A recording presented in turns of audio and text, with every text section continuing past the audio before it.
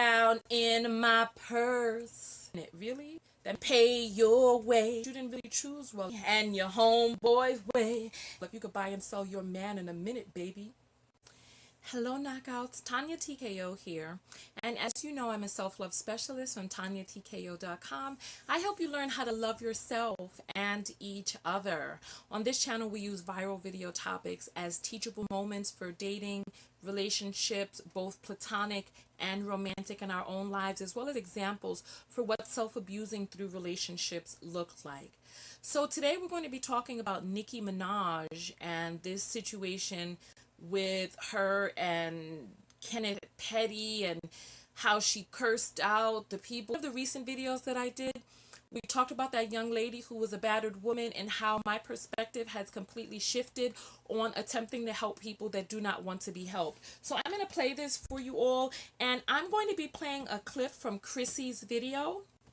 Chrissie is a vlogger on YouTube who talks about dark skin issues and leveling up and colorism. So she has that on her platform. If you're a dark skin, light skin, brown skin, caramel skin, whatever skin person you are, listen to her videos because it provides a lot of insight for where it is that we are, how we got here, and how to get out of it. And speaking of skin, because my skin is so popping, I want you to go ahead and give this a thumbs up. Go thumbs up the video, share the video, comment below. I want to hear your thoughts. We're going to listen to Nicki Minaj go off, and I'm going to play a little bit of Chrissy's part, and then we're going to come back and we're going to discuss.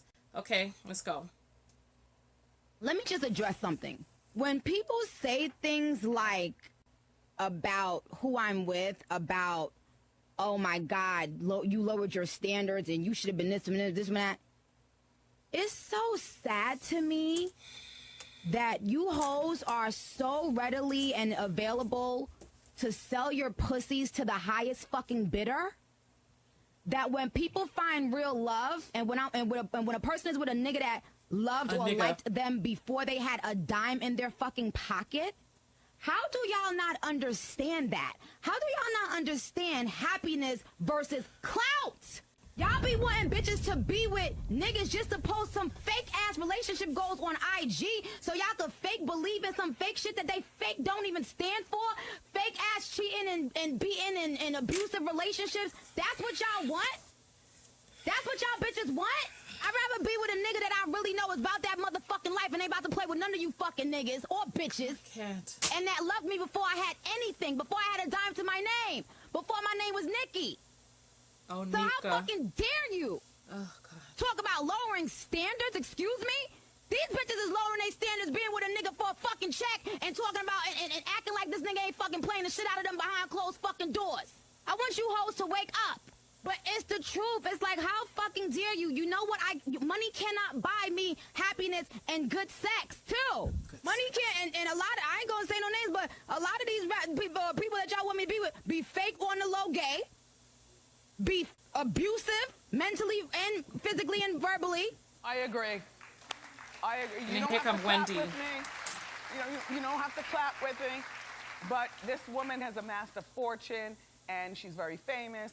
And no matter what you have, when you turn the key to your abode and there's no one there but crickets, it's not all good. So what you just heard was a clip from a recent episode of Nicki Minaj's Queen Radio, and also a clip from a recent episode of The Wendy Show. And I want to speak on this because I do not agree with how both of these famous, very influential black women are selling this desperate dating mentality to the millions of black women who follow them, especially when we have countless examples of celebrity black women dating down and ruining their lives or severely disrupting their lives, including Wendy. I mean, she's in a situation like this, which is why it was very annoying hearing her defend Nicki's dating choices and, you know, talking about being alone, as if you can't end up alone after a man cheats on you or sucks you dry for all of your money, and which she's in a situation kind of like that now. And let me address what Nicki said. I am not saying that she is wrong. Her man may genuinely love her, and maybe he's not using her for her money. And I do agree that other qualities besides having a lot of money is important when it comes to choosing a man to be the father of your children, or, you know, agreeing to marry him or whatever. But just because you are with a man who loved you before the fame and the money doesn't mean that that same man can't come back around and use you for your money or use you for clout when you get on. Secondly, to address what she said about women selling their pussies to the highest bidder, Nicki, you made a song called Looking Ass Niggas, among other songs, where you are shitting on broke men and how they're not good enough for you. That's all you say in your music, Nicki. But now that you are dating a looking ass nigga, the women who aren't or refuse to do so are now hoes that are selling their pussies to the highest bidder. Really, Nicki?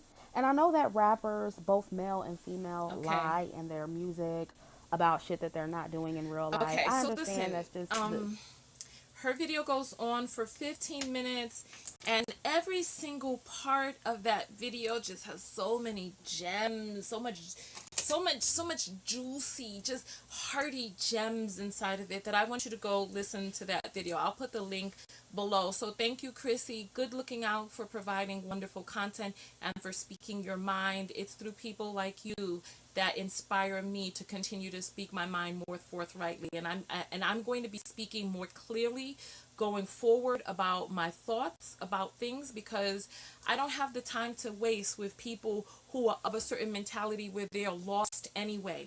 I'm going to be speaking directly and forthrightly to my targeted audience, and I'm not going to be pulling and holding any punches going forward. I have realized who my targeted audience is and who my targeted audience is not, and I'm just let's talk about this. Okay. So, as you know, this Kenneth Petty person spent a total of 11 years in jail. Um, he was in jail as a teenager for pulling out a knife and forcing intercourse onto a young lady, which is rape. So that's what he went to jail for in the first place. The reason I'm spelling is because of the YouTube word crawlers that will pull your video out of monetization for certain topics. So nonetheless, right? Then he went to jail for murder. And he has a history, but then, you know, Nicki's brother has a history of illicit activity with minors. He's supposedly some sort of, I can't even say, how do I put the word? Playing with children in the family, but not playing with them in an adult way in the family. So it's like, remember in one of the videos we talked about Stockholm Syndrome and how your mind will contort reality in order for you to be able to survive. It'll create information that just doesn't really exist there. So Nicki is in this situation, and remember when that guy came out and was like, you don't want to be like Nicki, 35, but no baby. And then just now, a few months later, now it's been said that you don't want to be like Nicki Minaj, almost 40 years old with no ring or no baby. In the Tighten state up. of California, which is one of the worst states for a person marrying a person with significantly less money than them to get married in, because this state will chop up your assets. And it's like Chrissie and other women who are speaking about this are mentioning such amazing things. It's like, love is one thing, assets are another. As wonderful as love is, what assets are we both bringing into the relationship at the same time? And if anything goes south, what assets are we leaving with? You know what I mean? Like, the assets we accumulate during your relationship, that's one thing. But what I came in with, and just being smart about navigating your own money. And I don't know what she's done, and I'm hoping that she has done that, right? But she's going off about this guy. And it's like, she's talking about hoes selling pussy for out there and all this other stuff, right? And it's like, I remember I had a chance to talk with a pimp, a bona fide pimp. He had a harem of working ladies. I forgot what he called them, lovely ladies of leisure. That's what he called them. And he said, there are lots of women who sell their vagina for any number of things. They sell it for a marriage certificate. They sell it for a marriage license. We got mothers out there pimping the daughters so that they use the virginity as a selling point to sell their daughters to a person in exchange for marriage, right? Now, coming from Nicki, the way I can imagine that her mind has created for her that she loves this man. Part of me wonders, once a person reaches a certain age and all this other stuff, like the man was saying, you don't want to be like the baby. Remember him? Ugh, right? So that you convince yourself. How many times have you convinced yourself that you were really in love and you were just really in a situation with an unavailable person because you yourself were not really ready to settle down, but you convinced yourself that you were in love and you felt all of this pain? I did that. I was young and wanted to travel and wanted to be free. And I used to date unavailable men. And I used to just, oh, my poor broken heart. And every time I would have a broken heart, I would go travel. I said, why not just cut the crap? And let me just go travel anyway. You know what I'm saying? Not every time, but I remember there were about two times. My heart was so devastatedly broken that I got on the road and just saw the world. I said, well, why not just cut out the middle trauma and the drama? Cut that out and just go get out on the road. But I realized, because I had to look at the pattern of what it is that I was doing. I had to look at the pattern. And my pattern was dating unavailable men who ultimately allowed me to continue to be single. You know what I'm saying? I was like, oh, the pain, but oh, this pain I'm single and free. You know what I'm saying?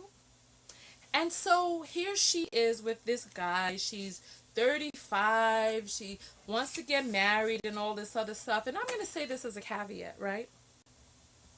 For those of you out there who think you know people, you don't know people until you see their significant other. Because people are like, oh, this is not who Nicki is. No. This is Nicki. This is who she is.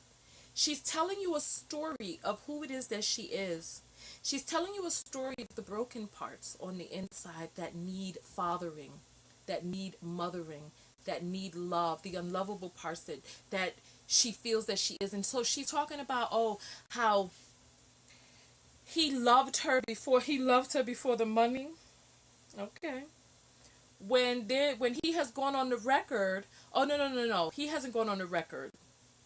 There was a young lady he was dating when he first got with Nicki who went on the record to say that he texted her and was like, look, I'm working on getting this bag for us. That's why I'm hanging out with Nicki. And with all of this information out there, she's still going forward in this situation. And you know what it's like? They say love is blind. So it's like, why not just go ahead and be like, just be honest. That's all I say. Be honest with yourself. Just be like, you know what? I'm of a certain age. I want to be with a person who I knew before I became famous. I want to have children.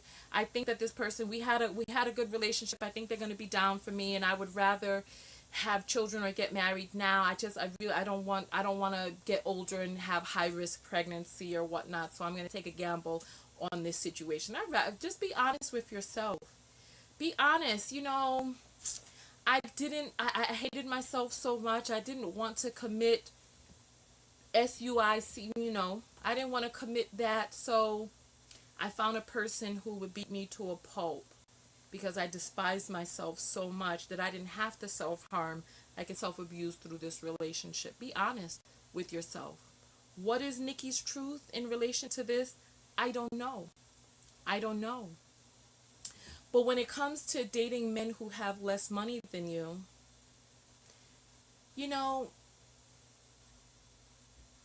here was Wendy Williams talking about when you turn the key and there's nobody there but crickets. No, there's somebody there. There's you. You're there. Like, there are people who ask me, they see me on the road and they're like, oh, you're traveling by yourself? I'm like, no, I'm traveling with myself. Because I am somebody. How much do you enjoy your own company? Let me tell you something.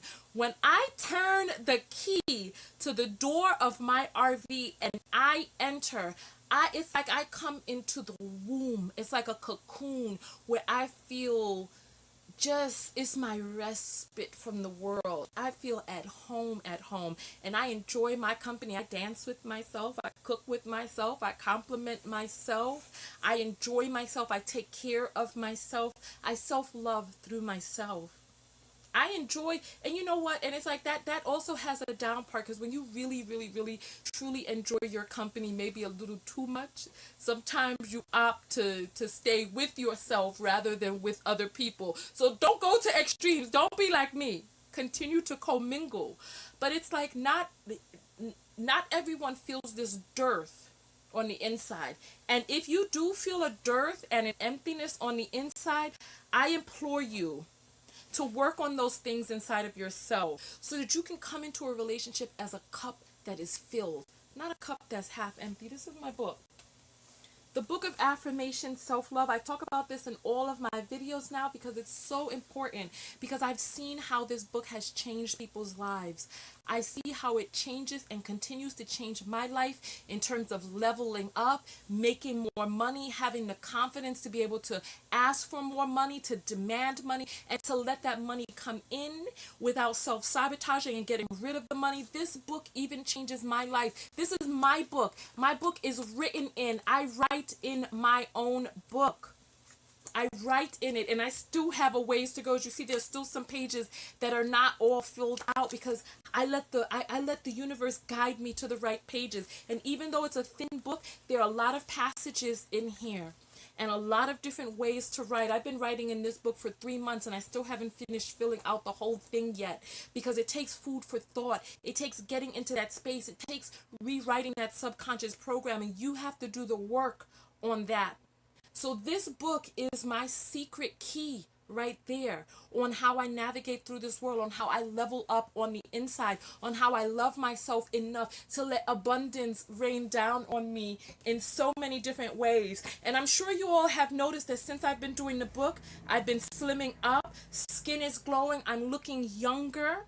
I don't know what it is. I don't know. Me personally, I don't know the magic that exists inside of this book. But it's like the hands from the heavens. I heard that when you're inspired, you are in spirit. And it's like the hands from the heavens reached down and wrote this book through me. And it's like there's sometimes that I feel like I was just the vessel. Like the book came through me and I'm just the vessel. It went out there into the world and it's doing its own thing. But it's like I didn't create the power of this book. I merely listened to the command that came through me. And I wrote this book. And this book, this is what I'm saying, even I use it.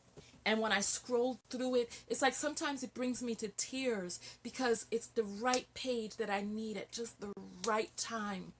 And some of those pages I come to more than once. As you see, some of them are more filled out than others.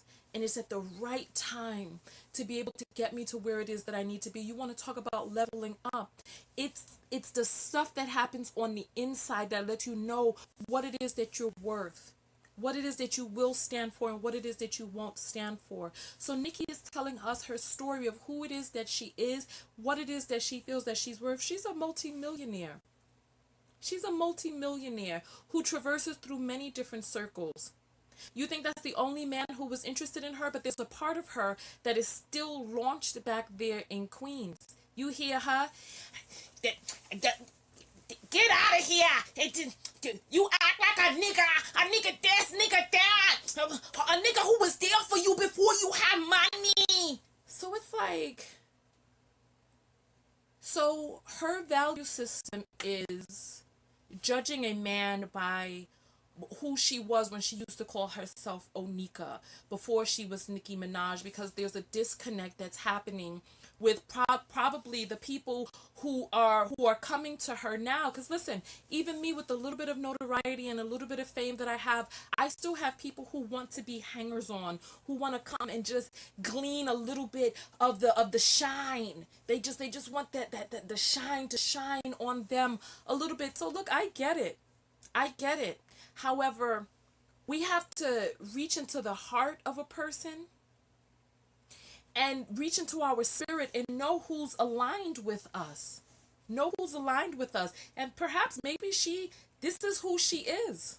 This is who she is, and this is the person that she wants. I mean, many of you out there feel the feeling on the inside of you about this match, but it ain't none of your business. This is the choice that she's making and the direction that she wants to go in. Because I saw the image, I saw a video of her. I don't remember because when this first came out, I didn't speak about it. I minded my business. But now I'm speaking out about it. There was a video of her. It was a whole big table. It was a whole big table of all of these guys and people with the bubble gooses and all this stuff sitting at the table. And when the bill time came, people was like, with their phone, I'm out with Nicki, And when the bill time came, the phone had panned, right? The phone had panned. And it was like, the phone panned to Nicki. And all I heard was Erykah Badu in my ears. All I heard, and I gotta reach down in my purse and pay your way and your homeboy's way and even your cousin's way. They don't never have to pay. Don't have no cars. Hang around in bars. Try to hang around with. Ooh. So it's like. That's all I heard in my mind. Because it's like when the bill time came for the whole table, it's the millionaire at the table is going to pay. So that you don't even have a man who is there to be able to be like, to be the man and be like, baby, I got it. Because he doesn't have it like she does. But what's important to her is that she has a person that she feels loves her for her, who just so happened to conveniently come back around out of his bid to come look her up. And so we know, young love is this, that, and the other. How great was this young love that the young love back in the days before you had the money didn't lead to anything that would keep his behind out of jail back then? Huh? How good was the young love then that it didn't keep him on the straight and narrow to want to rise up to be the type of man that you needed back then? So that now that you are the multimillionaire, he comes around while he's dating somebody else, texting to them about how he's trying to get the bag and you the bag, baby. How is that? So I'll tell you this, and I'm going to get out of the video. I'm going to tell you this story. There was a young man, because I date men who have money. Everybody has different levels of money. I was at TKO Skin at the time, and it was this guy who had come to the production loft, right? He had given me a ride to the production loft, and he was like, oh, he wanted to see, the business, because I told him I had a skincare company, right? I had 3 employees. I had a production loft where the product was made and inventory and all this other stuff, right? So he dropped me off and he came up to the loft and he looked around, and I'll never forget the look on his face. He was just like, he looked around and he was like, wow. And he was like, you know what? This is just, I really have to step my game up. He was like, looking at this and seeing how successful you are. He was like, I need to get my money together. I need to get my money up. And I respected that, and I never heard from him again. He never spoke to me again. He went on the grind. And for those of you who have not yet watch my video, Will Your Man Be Wealthy? 10 Ways to Tell. Go watch that video. And he went on the grind, and I respected that.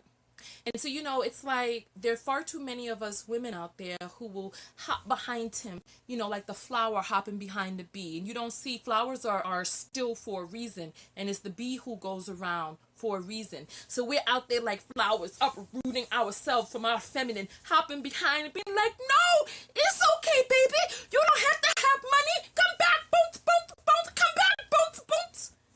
And that's how we're going out there acting. When we need to respect, this man is not going to feel like a man in a relationship where he doesn't feel like a man. He ain't going to feel like a man. Men are very particular creatures. And they take a sense of pride in being able to take care of their woman. And sooner or later, it's going to begin to deteriorate at his manhood, so that he's going to go out there and look for a way that he could feel more manly. And that's going to be in the arms of the woman that he's bringing the bag back to. Look and see. Look and see. I ain't pulling no punches. I'm not pulling any punches. So it's like when men who don't have a certain amount of money come to me and they're like, oh, it's okay. I say, I know that it's not. It may be okay right now when I'm nupunoni. But when all is said and done and you not feeling like a man, and on the reverse, I'm not feeling like you much of a man either, then we've done both of us a disservice. This is why I don't settle. This is why when I turn my key, listen, you want to talk about turning your key and feeling something when you come inside? I know what it's like. I know what it's like to sit out in your car not wanting to go inside. I know what that's like. I know what it's like to be in the presence of another human being and still feel alone. I know what that is like. I know what it's like to be in the presence of another person and be irritated by the very oxygen that goes in and out of their nostrils. Just them breathing irritates you. I know what that's like. And so I also know and can appreciate what it's like to be able to come home and be in peace. I know what that's like too. And so I would do many a people a disservice by putting them in a situation where I know ultimately I wouldn't be able to respect them as the man. You can't make moves like the man when I can buy and sell you in one day. Like Beyonce had that song, to the left. She's like, she was like, I could buy another you in a minute. Really? That means that you didn't really choose well if you could buy and sell your man in a minute, baby. That's on you. That's on you, sis. That's on you. So it's like, I know. Listen, I know. When you choose well, you align yourself with a man who has already risen to the mantle of manhood and continue to stay in that mantle of manhood in that relationship. And if he can't, you have these misalignments that come up. He starts looking for ways that he can feel more manly in the arms of another woman. And then who does that help at that point? Who does it help? Anyway, listen, I love you all. Go out there and love one another. Most importantly, what? Most importantly, what? That's right. Love yourself. Love yourself. Love yourself. And part of loving yourself is sometimes taking a step back, looking at your situation for what it is and being honest with yourself. Oh, yes. Be honest with yourself. And also, you know what? Be honest with realizing that your friends, your family, you learn the true story of who it is that they are by who it is that they choose and what it is that they continue to perpetuate. Like, even after all of that nonsense Wendy has been through, she gonna come out and say something like that? It just shows you her mentality. So you know what it's like? Yeah. And then Nicki talks about the penis and there's a part of me that imagines that she's digmatized. You know what I'm saying? And all of that stuff is chemical. All of that attraction and all that stuff is just chemical. You know? Listen, I don't want to talk anymore about that. I'll allow you to say what hasn't been said below. What did I miss? I'll listen to your thoughts below. Tonya TKO, and I'm out. Make sure you thumbs up the video, like the video, share the video, post the video in some groups on Facebook, get other people's point of view, and I will see you later. Peace.